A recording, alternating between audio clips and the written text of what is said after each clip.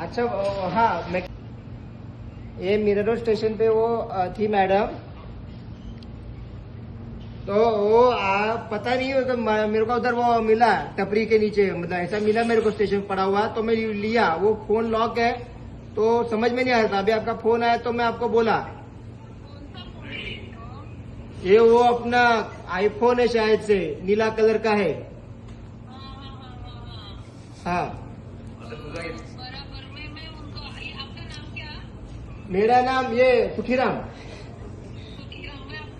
सुखीराम यादव नाम है मेरा। आप मीरा स्टेशन पे आएंगे ना तो हमारा वो फल फ्रूट का वो दुकान है, आप पूछ लीजिएगा। अरे एक मिनट मैडम, मैडम एक मिनट।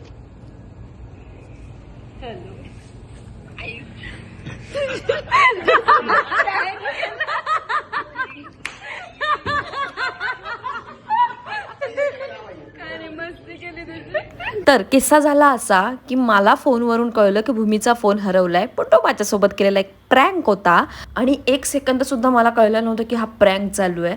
असो तर दुसऱ्या दिवशी मी गेले होते भूमीकडे, कारण तिला सुट्टी होती। सो आम्ही म्हटलेलं जरा खूप दिवसानंतर भेटू। तिकडे गेल्या गेल्या तिने माझ्यासाठी छान चिकन केलं होतं आणि सोबत पराठा होताच। तर मग आम्ही चिकनवर मस्त ताव मारला आणि त्यानंतर आम्ही ठरवलं संध्याकाळी कुठेतरी जरा बाहेर जायचं, जरा रिलॅक्स व्हायचं।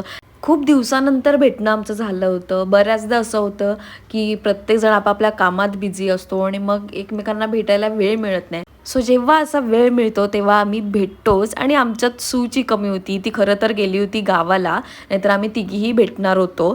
तर ती आल्यावर परत प्लॅन होईलच, पण म्हटलं आपण दोघी तरी भेटू। मग आम्ही गेलो होतो गायमुखला, तिथून निघाल्यावर एक मस्त वडापाव खाल्ला आणि मग भूमीच्या इथेच एका झुडिओमध्ये गेलो होतो आम्ही, कारण थोडीशी शॉपिंग करायची होती। अंगातले चाळे काय आपल्याला संपत नाही, तिथे गेल्यावर पण फालतूपणा करून घेतला आणि त्यानंतर काही शॉपिंग करायची नव्हती, काही घ्यायचं नव्हतं, तरी पण आम्ही सुपर मार्केटमध्ये गेलो टाइमपास करायला।